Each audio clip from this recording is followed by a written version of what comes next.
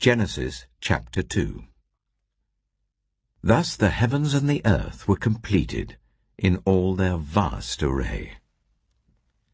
By the seventh day, God had finished the work he had been doing. So on the seventh day he rested from all his work.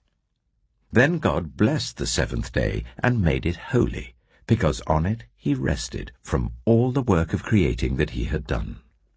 This is the account of the heavens and the earth when they were created, when the Lord God made the earth and the heavens.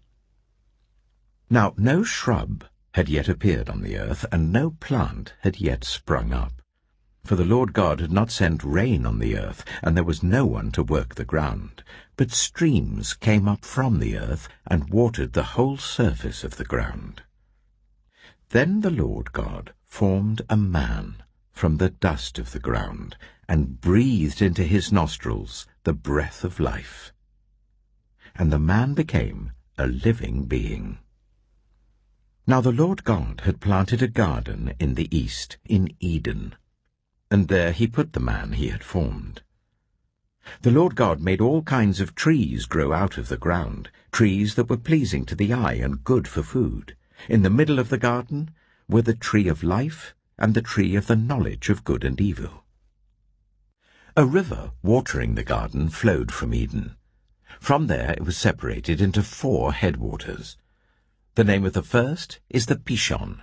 It winds through the entire land of Havilah, where there is gold. The gold of that land is good. Aromatic resin and onyx are also there. The name of the second river is the Gihon.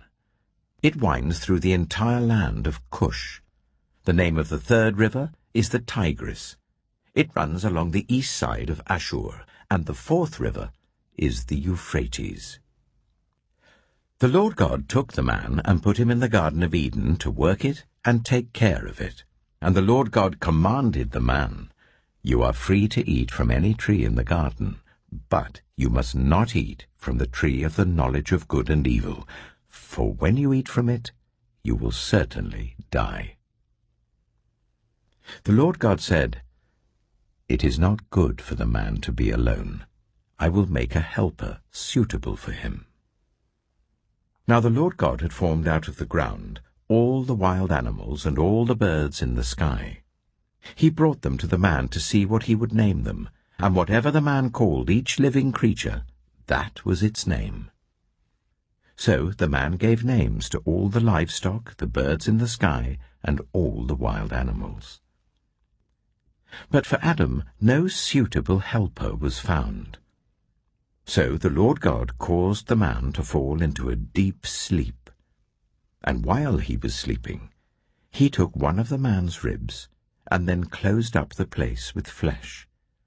Then the Lord God made a woman from the rib he had taken out of the man, and he brought her to the man.